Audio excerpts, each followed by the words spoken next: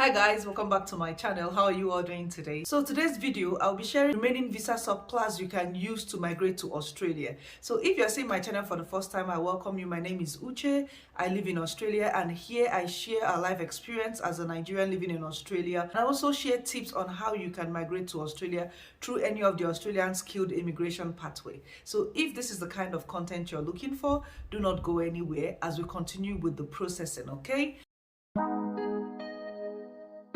So today I'm talking about the remaining visa subclass. I said that we have three most common subclass. I've mentioned the 189, I have mentioned the 190. So the final one is the 491 visa subclass. I have also done a video about this visa subclass, which I am also going to be leaving in the description box. But for the new people here as my new subscribers or someone just seeing my video for the first time, so this subclass 491 is not a permanent resident visa. It's a live and work visa whereby a state that will sponsor you to come to Australia and live in their regional part of that state. If you meet all the requirements, after 3 years, then you're eligible to apply for a pathway to permanent residence called the visa 191. Yes, so you need to meet the obligation. And what is the obligation for this 491 visa? That you have to live in a regional area of the state that sponsor you or any of the postcode of the regional area for 3 years. You must meet salary average of 55,000 Australian dollars annually for you to also be eligible for that. Yes, you can meet this up if you're a hard worker. It doesn't matter the job you're doing, whether you're a farmer, you're a baker, you're a healthcare assistant, or you're a doctor. As long as you earn up to 55,000 Australian dollars every year, you are qualified. So this visa, like I said, does not come with a permanent resident. So it's another good visa if you want to come to Australia and you cannot meet up with the 190 or the 189 visa. The cost for these three visas are the same. The processing is also the same. And there are much more occupation list in 491 visa than in 189 visa and also in 190. So if your occupation is not in any of the other two, you can also come in with the 491 visa, just that it does not have a permanent resident. You have to work your way to the permanent resident. Now that we have talked about the three major pathways you can also come to Australia, I want to learn further on professional education and experience for overseas people planning to come to Australia, so they would understand it better. And I will also share with you guys the assessing bodies that assess your occupation, so you guys can check it out and know which of the assessing bodies that you fall into. So for you to start up your Australian journey, you need to calculate your points, which I have already mentioned that in my other video. Some assessing bodies might reduce your years of experience based on criteria. So that's why I said it's good for you to check out the assessing bodies, read their requirements. For educational qualification, especially if you're coming from Nigeria or you want to migrate from Nigeria, they are classified into two categories, which is Type 1 and Type 2. And a Type 1 qualification can actually also nominate a lower cadre, that is level 2, level 3 occupation, while a level 2 occupation cannot assess a level 1 occupation. You will get a negative assessment. And you know, for you to continue with your Australian journey, you must have a positive assessment from your assessing body, have your English test ready, and also have up to 65 points for you to be able to apply for your expression of interest for Australian skilled immigration. So for you to be in a Taiwan university, you must have graduated from any of these universities in Nigeria. And if you graduate from these universities I'm going to mention, then you will have your complete 15 points, because Australian education framework categorized Nigerian university into two tiers, like I mentioned, Type 1 and Type 2.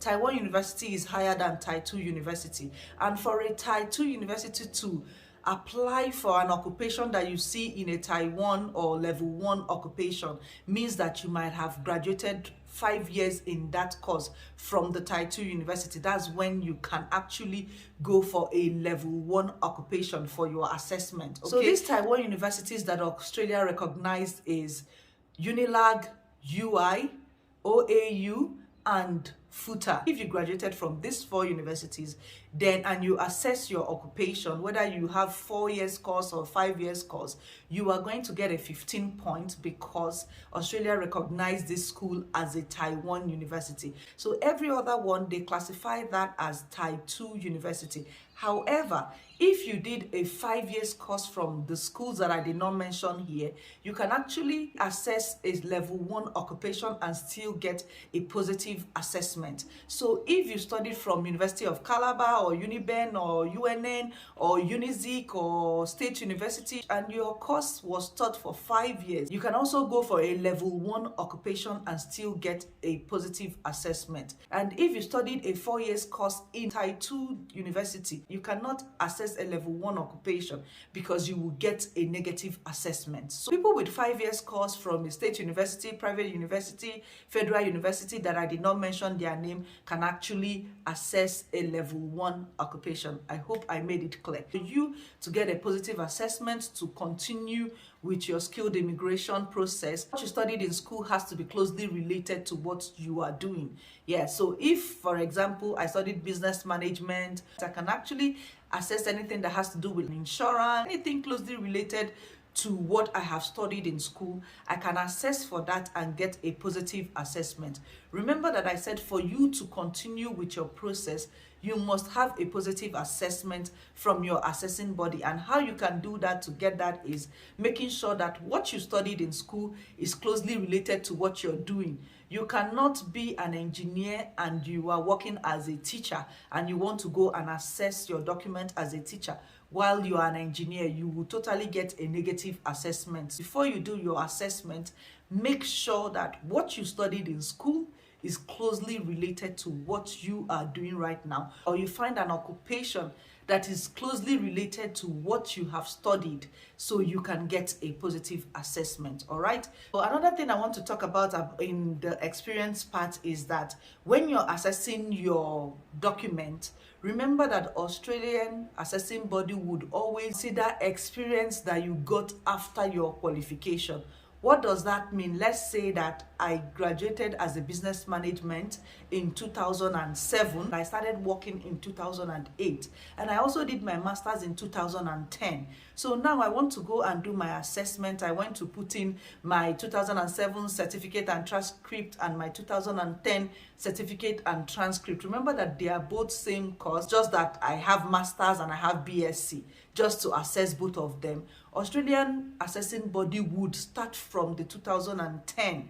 Yes, because that is when you got your highest qualification from. So what I tell people that if you know that you have higher years of experience and with your BSc you can also get a positive assessment, do not put in your masters because your masters will reduce your years of experience, meaning that you will reduce years from your years of experience because they would start checking your experience from when you got the masters. So be careful when you're doing your assessment. So you always use your BSc to get more years of experience, except you know that your BSc will not give you what you're looking for, then you can go ahead and use your masters, but knowing that they will start counting your experience from when you got your highest qualification. So now that I have made it clear about professional experience and your education, I want to talk about the skilled occupation and how you're going to find your skill. To do a demo right now to show you guys how you can check out your skill occupation and know if you have any skill in 189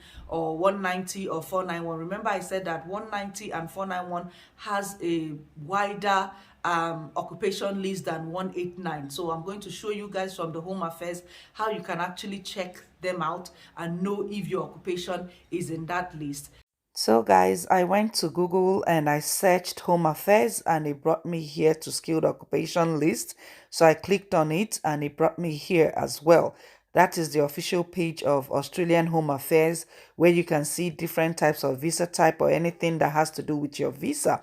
So here you see the occupation list and these are various visa subclass. So you can either choose from the visa subclass or you can just go ahead and check the occupation list.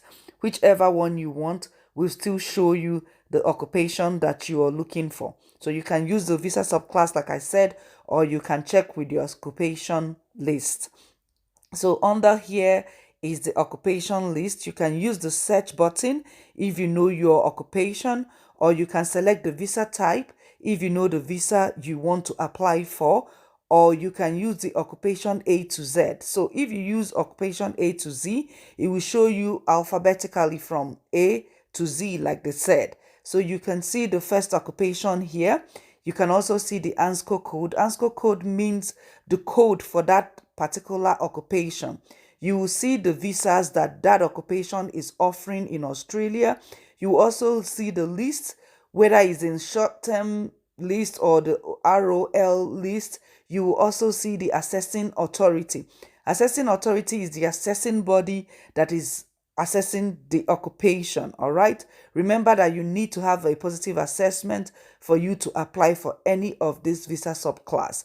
So here are all the occupations, like I said, with their ANSCO code and their visa type. So some occupation has more opportunities, like this accommodation manager. You see that is on 190, 407, 489 visa, 482 visa, 491 visa, and the like.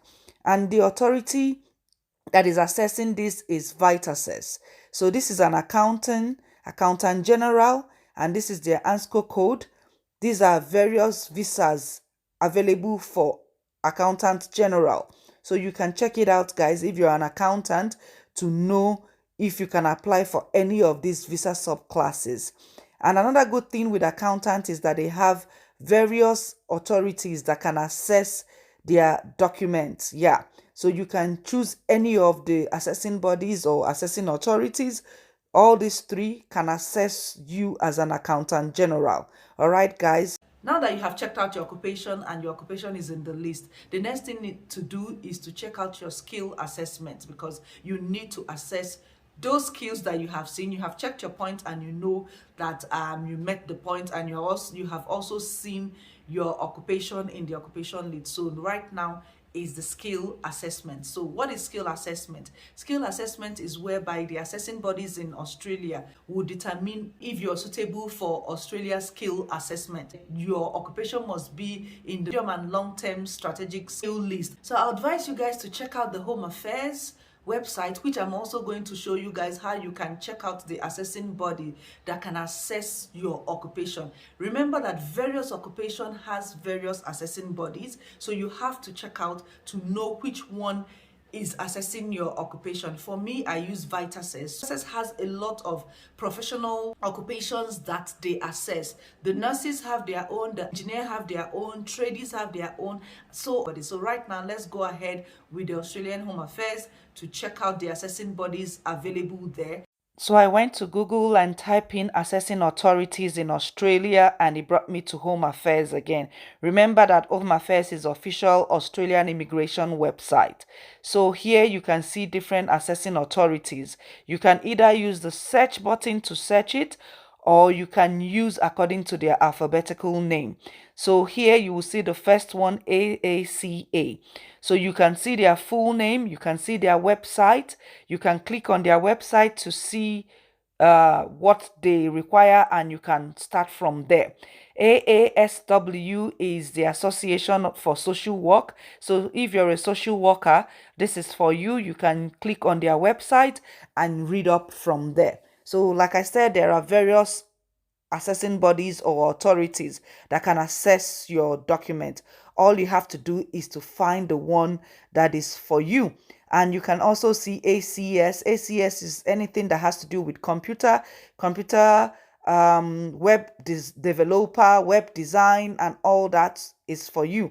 ACWA is for healthcare assistant, disability support worker, aged care, youth worker, community service. This assessing body is for you, and for other ones as well that I don't know, but you can check them out to know if it's for you as well. AIMS is for medical lab scientist. So if you're a medical scientist, you can assess with them. And what else again, guys? Just various different occupation with different assessing authorities. So you just need to go to Home Affairs and check where you fall under. Then you can go to the website and read up to know what you need to do to assess your document. Like I told you guys, I used VitaSess for myself. So you will see VitaSess because it's V. So it's still under. For accounting, like I told you guys in what we saw through the skilled occupation list, you have different ones. Engineering Australia, so if you studied engineer or you're working as an engineer, Engineering Australia is for you. So TRA is for anything trade, hairdresser, baker, chef, carpenter, mechanic, that is for you. And this is my VitaSess here. So VitaSess, you can access every other thing too. So guys, check them out. I hope you guys enjoy this video. If you do, please give me a thumbs up, share to your family and friends, and I will see you in my next video.